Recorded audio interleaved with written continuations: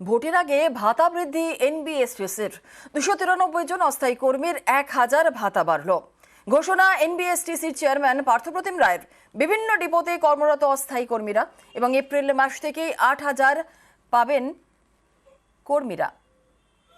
Labour security আমরাই pay করি, তারা খুব ন্যূনতম সম্মানিত পেত। আমরা বোর্ডে বারংবার সিদ্ধান্ত নিয়ে কিছু কিছু করে বাড়িয়েছি।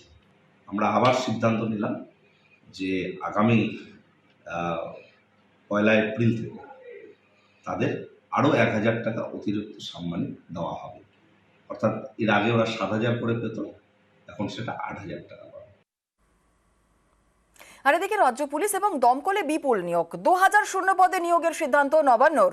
রাজ্য পুলিশে 1300-এরও বেশি শূন্য পদে নিয়োগ। দমকলে 600 শূন্য পদে নিয়োগের সিদ্ধান্ত নেওয়া হয়েছে।